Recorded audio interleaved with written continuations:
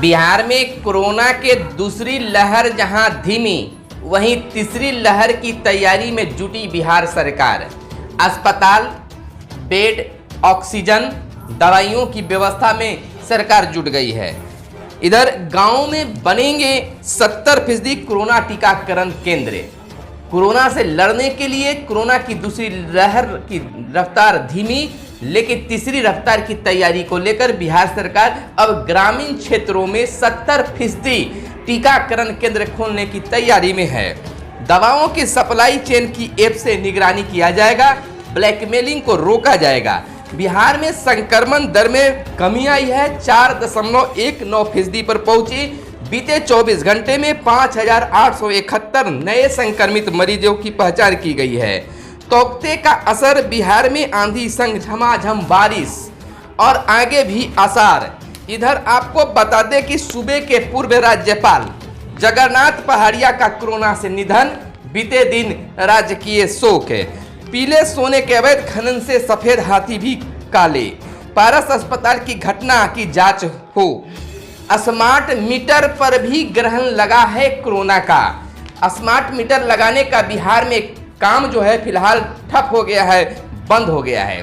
प्रतिपक्ष के नेता तेजस्वी यादव ने कहा है, मदद लेने में भी राजनीति कर रही है बिहार सरकार।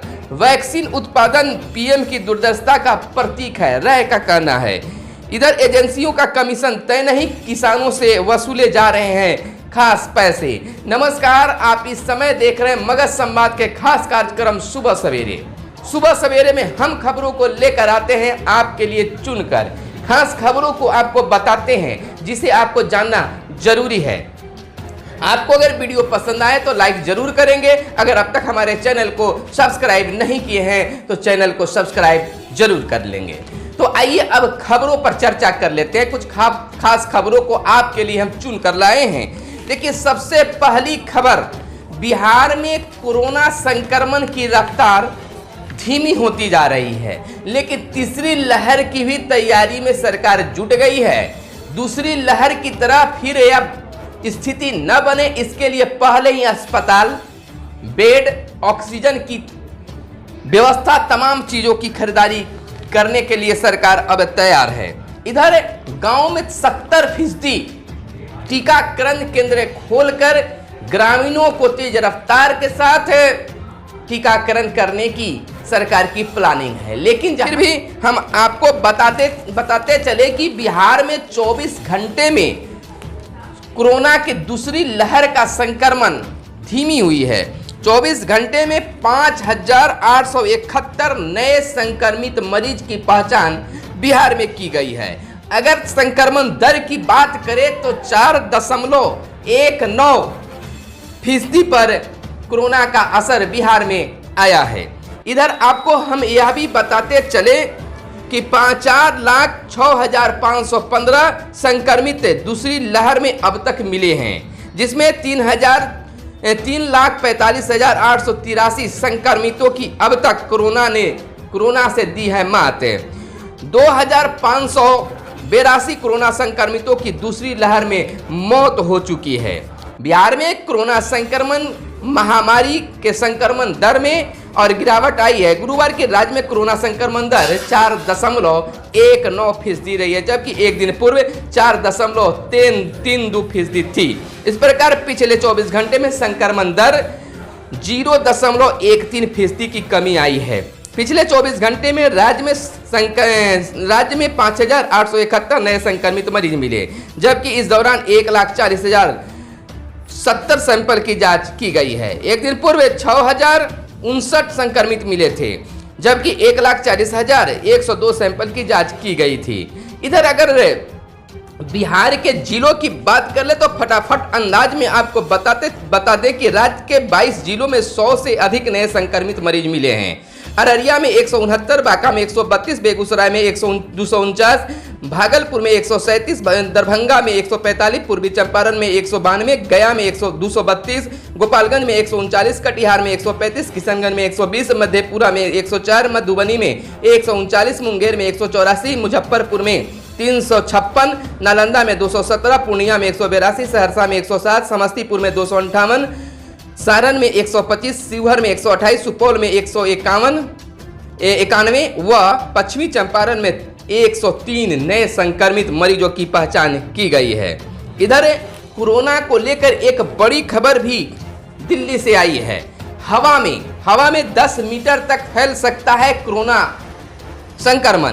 केंद्र के प्रधान वैज्ञानिक सलाहकार PAS कार्यालय ने कोरोना संक्रमण रोकने के लिए आम लोगों के लिए सरल शब्दों में दिशा निर्देश जारी किए हैं। इसमें यह आशंका भी जताई गई है कि कोरोना वायरस धूल कणों के जरिए 10 मीटर दूर तक हवा में फैल सकता है, यानी कि अब भी हम लोग को काफी सतर्क रहने की जरूरत है। इधर बात कर ले तो गांवों में बनेंगे 70% कोरोना टीकाकरण केंद्र। तीसरी लहर का असर बिहार में ज्यादा न हो, इसके लिए सरकार जो है लगातार प्रयासरत है। देखिए, बिहार में कोरोना महामारी की तीसरी लहर के नियंत्रण को लेकर जहां संसाधन जुटाने की पहल की जा रही है, वहीं टीकाकरण केंद्रों के विस्तार का निर्णय लिया गया है। स्वास्थ्य विभाग के अपर मुख्य सचिव प्रत्यय अमृत के अनुसार राज्य के ग्रामीण इलाकों में कोरोना टीकाकरण की सुविधा पहुंचाने के लिए 70% टीका केंद्र बनाने का निर्देश दिया गया है। अब तक जिन्हें पड़ा है टीका, उसमें अब तक बिहार में 93,88,846 लोगों को टीका लगा है। स्कूल स्वास्थ्य उपकेंद्र अतिरिक्त PHC में बनेंगे टीका केंद्र। स्कूल स्वास्थ्य केंद्र आदि जगहों पर जो है टीकाकरण केंद्र बनाने की बात की जा रही है। इधर दवाओं की सप्लाई चेन की ऐप से निगरानी करने की बात की जा रही है। ऐप से दवाओं का कितना खपत हो रहा है, कितना आ रहा है, कितना जा रहा है, ब्लैकमेलिंग हो रहा है, इन तमाम चीजों पर ऐप के द्वारा अब बिहार में निगरानी होगी। इधर आपको बता दें कि बिहार सरकार जो है तीसरी लहर से टकराने के लिए, तीसरी लहर की तैयारी, तीसरी लहर का असर ज्यादा न हो, इसके लिए अब अस्पतालों को दुरुस्त करने में जुट गई है। अस्पताल नए बनेंगे, अस्पतालों में बेड लगेंगे, ऑक्सीजन की व्यवस्था होगी, दवाइयों की भी खरीदारी की जा रही है। तमाम चीजों पर आकलन हो गया है और बिहार सरकार बेड, ऑक्सीजन, दवा, तमाम चीजों की खरीदारी करने के मूड में है। एक दुखद खबर यह है कि सूबे के पूर्व राज्यपाल जगन्नाथ पहाड़िया का निधन हो गया है कोरोना से, जिसमें मुख्यमंत्री ने शोक भी व्यक्त किया है। इधर बालू माफियाओं ने हद कर दिया, यानी बालू का जो अवैध खनन हो रहे हैं, बिक्री हो रही है, उसमें जो है लगातार इजाफा होते जा रहा है। पीले सोने के अवैध खनन में सफेद हाथी भी काले, गाँव और खेतों के रास्ते हो रही है बालू की ढुलाई। गाँव में भी ज्यादातर इस पर ढुलाई हो रही है, सरकार नियंत्रित नहीं कर पा रही है, लेकिन इसके लिए अब प्रशासन मुस्तैद है। इधर पारस अस्पताल की घटना की जांच करने की मांग किया गया है। भारतीय कम्युनिस्ट पार्टी के राज्य सचिव राम नरेश पांडे ने पारस अस्पताल पटना में भारतीय महिला के साथ छेड़खानी एवं उसकी मौत की जांच की बात की है, जांच कराने की बात की गई है। इधर बिहार में बिजली मीटर, स्मार्ट बिजली मीटर लगाए जा रहे थे, जिसका देश भी अनुसरण कर रहा था, लेकिन कोरोना का लहर जो है, कोरोना का ग्रहण जो है अब स्मार्ट बिजली पर भी लगा है। यानी कि बिहार में स्मार्ट मीटर लगाने का काम बिल्कुल ठप हो गया है। जब तक कोरोना का असर खत्म नहीं होगा, तब तक फिर से बिजली मीटर लगाने का काम शुरू नहीं होगा। इधर बिहार के प्रतिपक्ष के नेता तेजस्वी यादव, राजद नेता तेजस्वी यादव का कहना है कि मदद लेने में भी राजनीति कर रही है बिहार सरकार। बिहार सरकार मदद लेने में भी राजनीति कर रही है। यानी कि देखिए, अपने वो कार्यालय में जो है अस्पताल बना दिए, बेड लगवा दिए, दवाइयाँ उपलब्ध करा दिए, ऑक्सीजन उपलब्ध करा दिए और सरकार से मांग किया कि इसका उपयोग करे। इसमें क्या बात है? नहीं है। इस पर उनका कहना है कि सरकार जो है अब मदद लेने में भी राजनीति कर रही है। हमें इसमें कुछ भी नहीं, प्रतिपक्ष के नाते हमारा दायित्व है और दायित्व निभाने के लिए हम आगे बढ़े हैं कि लोगों को मदद हो। लेकिन बिहार सरकार न जाने क्या राजनीति कर रही है। वैक्सीन उत्पादन पीएम की दुर्दशा का प्रतीक है। केंद्रीय गृह मंत्री नित्यानंद राय ने कहा है कि प्रधानमंत्री नरेंद्र मोदी की दुर्दशा का ही परिणाम है कि देश की वैक्सीन का विकास और उत्पादन करने में केवल 9 महीने का ही समय लगा है।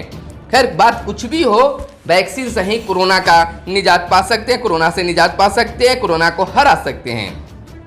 कुशल राजनेता थे सूर्य राय, नीतीश कुमार का कहना है। बिहार के मुख्यमंत्री नीतीश कुमार ने पूर्व मंत्री सूर्यदेव राय के निधन पर दुख व्यक्त करते हुए उन्हें एक अच्छे राजनेता भी बताया है।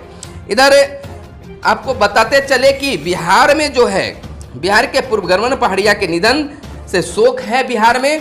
और बच्चों और युवाओं के लिए तैयार रहने की बात प्रधानमंत्री नरेंद्र मोदी के द्वारा कहा गया है। 7 राज्यों में तेजी से बढ़ रहा है कोरोना संक्रमण। अभी भी देश के 7 राज्यों में कोरोना का रफ्तार जो है वो कमा नहीं है, बढ़ ही रहा है। इसलिए बिहार में फिर वापस नहीं आए, बिहार में फिर लहर तेज नहीं हो, इसके लिए हम तमाम लोगों को सतर्क रहने की जरूरत है।